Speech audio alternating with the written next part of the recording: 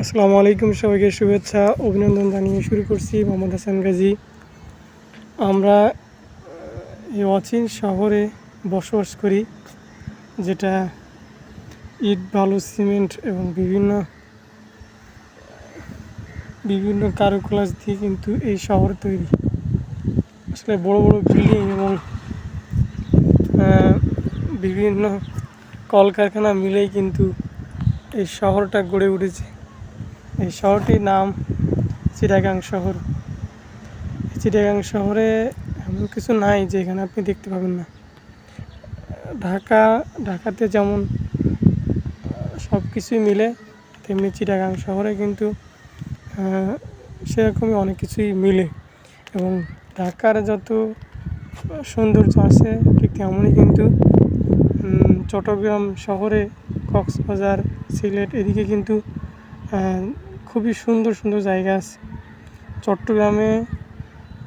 চট্টগ্রাম শহরের পরে বান্দরবন, এবং বান্দরবনে আসলে আপনারা বুঝতে পারবেন যে আসলে বাংলাদেশটা কত সুন্দর।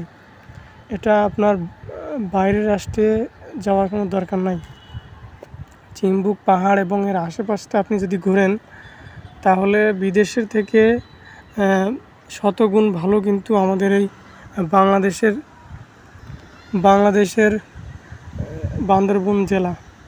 এই বান্দরবন জেলায় যত পাহাড় রয়েছে, আসলে সেই সব পাহাড়ে আপনি একের পর এক উঠলে আপনি বুঝতে পারবেন যে আসলে পৃথিবীটা কত সুন্দর এবং কত সৌন্দর্যময় দিয়ে আল্লাহ সৃষ্টি করেছেন।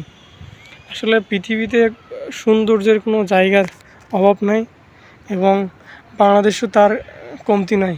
বাংলাদেশেও অনেক সুন্দর সুন্দর জায়গা রয়েছে, যেখানে আপনি আসলে বুঝতেই পারবেন না এটা বাংলাদেশের একটা জায়গা। আসলে বাংলাদেশের অনেকটা জায়গা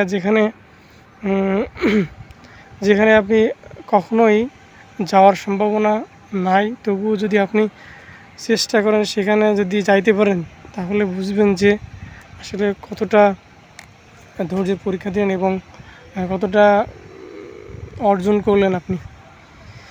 তেমনই কিন্তু চিটাগাং শহর, ঢাকা, কক্সবাজার এবং সিলেট, রাঙামাটি, বান্দরবন, বাংলাদেশের এইসব জেলায় কিন্তু আসলে খুবই, তেমন করে আমাদের খুলনাও কিন্তু খুবই সুন্দর একটা জায়গা। সেখানে সুন্দরবন, সাগর এবং অনেক কিছুই কিন্তু সেখানে দেখার আছে।